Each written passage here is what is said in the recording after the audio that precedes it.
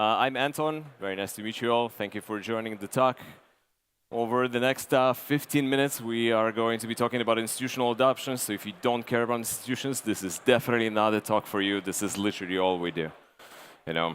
But first of all, just to tell you a little bit about who we are and what we do and why we're, I think, uniquely positioned to talk about institutional adoption in crypto assets, I'm going to tell you just a little bit about the firm. So first of all, Talos is an institutional provider of platforms for large institutions.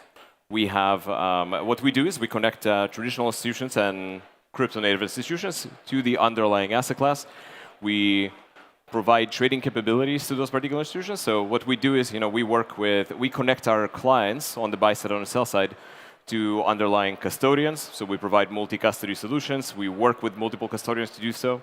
We work with a number of lenders to add the credit capabilities to the ecosystem. We work with exchanges. We work with dealers. We work with prime brokers. So really, our job is to serve as a layer that connects larger institutions to the underlying asset class. And this is actually, it's in the background. In my personal background, this is the background of our entire firm. This is stuff we used to do for the past 15 years, unfortunately. And we've rolled out this kind of infrastructure for the rest of the market. We've done it in foreign exchange. We've done it in fixed income, in treasuries, and futures, and whatnot.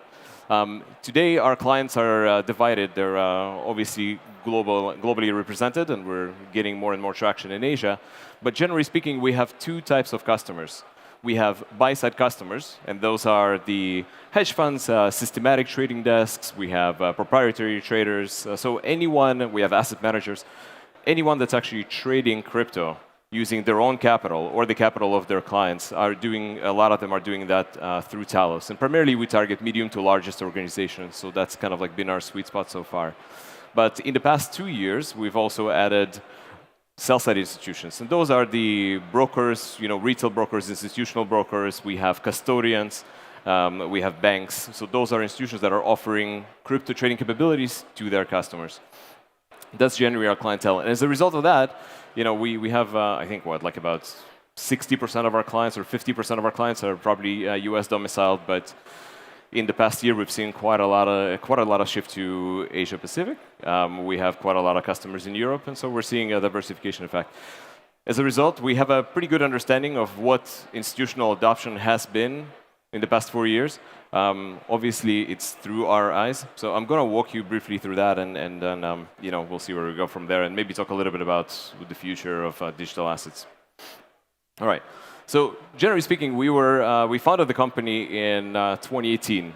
Pretty much all of us came out of capital markets, having done a lot of the similar things, and we've seen an evolution of, we started seeing the evolution of crypto asset class, and the realization was very simple. We knew that if there's going to be a serious asset class, institutions will play a very vital role there. So we started building very similar infrastructure to the one that we developed in traditional assets, to allow these institutions to trade. Because institutions obviously need very different tools than the retail sector uses to interact with their underlying asset. We spent probably about a year building that out, and in 2018, the institutional participation was basically aspirational. I think we definitely could not, with a straight face, tell anyone that institutions are here. This was, we knew that we're building towards the future here, and that was kind of the entire intent. I think around 2019, we were starting, when the infrastructure was getting ready for production, we started getting quite a lot of inbound. And so we started working with crypto-native trading firms to start using our APIs and our UIs to connect, through a single point to the rest of the market. At that point, we were offering primarily connectivity services. We were connecting to exchanges, OTC desk. We were doing algorithmic trading and more. And so, that was kind of the evolution of the firm. We started primarily working with crypto natives, and those were really the first institutions that took the bite. Those are usually the risk-friendly institutions to do so.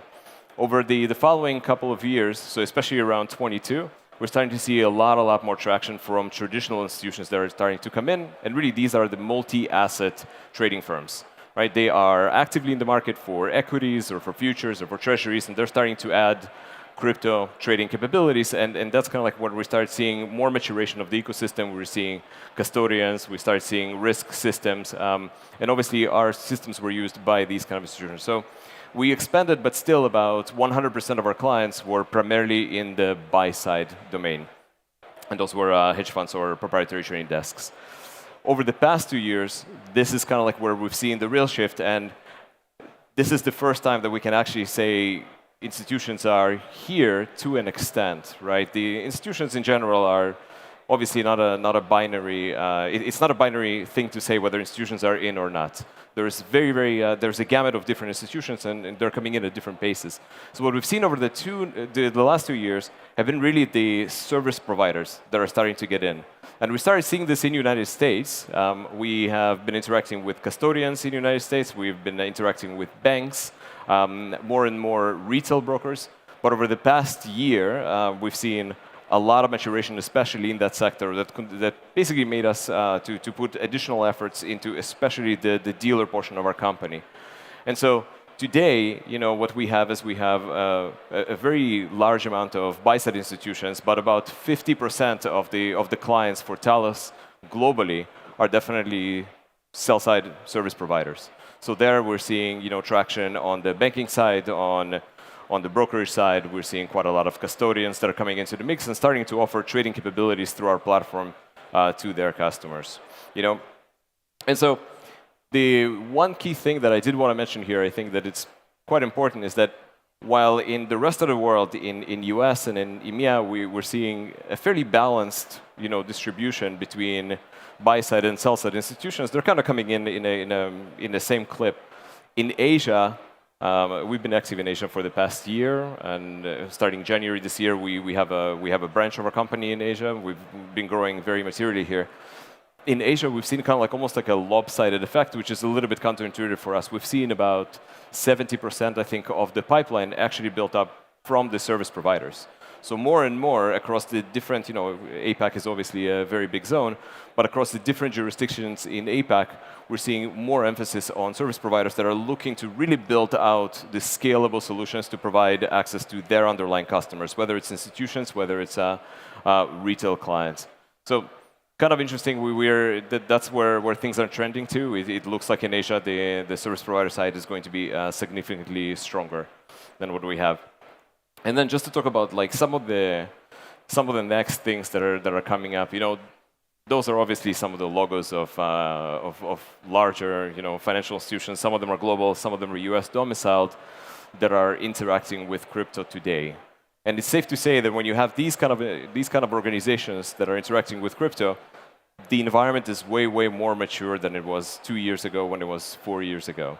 But where does that actually take the ecosystem, right? For us, what this means is that these kind of players are looking for a much wider tool set, right? So the couple of things that are coming up, we almost divide the world of institutional crypto adoption into these two zones. We're talking about the short term and the long term. On the short term, there's a couple of really known things that need to happen in order to facilitate further adoption of the institutions, right? Regulatory is number one. We've been fielding a lot of questions across all the domains that we work in around regulatory clarity. Obviously, the United States regulator is starting to push the envelope and actually start coming up with more clarity. But we're seeing this across the world, across EMEA, definitely across APAC and the lot of the MAS here. So these type of institutions, the largest ones that are providing traction and providing services to their clients, are looking for that kind of clarity, and that's starting to happen now. Furthermore, the institutions are looking for a broader collection of tools. So while we currently provide capabilities around treasury management, around portfolio management, around trading, we are doing clearing and settlement, there's a lot of additional tools that are still being added to make sure that institutions can actually travel that entire trade life cycle for crypto assets and pretty much do what they're used to do in capital markets. So things like risk and risk engines are becoming very important. And has been featured in this in presentations here a couple of times. Portfolio management systems, back office systems, all the infrastructure that institutions are used to see in other markets are becoming a lot more important. So in the near term, we're looking for a number of vendors that are completing this kind of picture of the digital, trade lifecycle. And obviously, quite a lot of things are done under the Talos umbrella as well. And then, on the long term, what we're really thinking is, again, having built a lot of the infrastructure behind capital markets beforehand, it's very easy to see that the world is likely going to be, especially the financial institutional world, is going to be impacted by the infrastructure that digital assets provide. Our biggest bet in the company is that we are definitely going to see other asset classes migrate to digital assets rails. And obviously that's a completely separate topic and probably not one we can capture in 15 minutes or so. But we see a lot of momentum in terms of how every single asset class will move to digital assets domain and what kind of optimizations can bring about there. So like in short, these are some of the things that we're most excited about.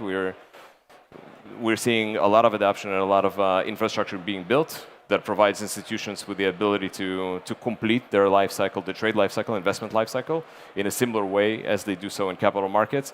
But more and more, we're starting to look into where is this world actually going.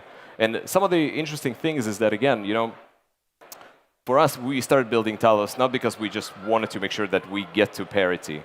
Parity is interesting, like to make sure that the institutions can actually trade digital assets like they trade other asset classes. It's kind of interesting, but that's not usually why you go into an unknown domain and build it.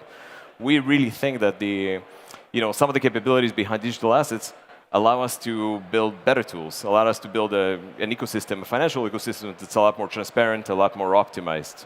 And so these are the kind of things that we're thinking about. These are the kind of tools that we're looking and the kind of partnerships that we're looking to strike going forward. So yeah, this is Talos in a nutshell. Am I forgetting anything? Generally okay?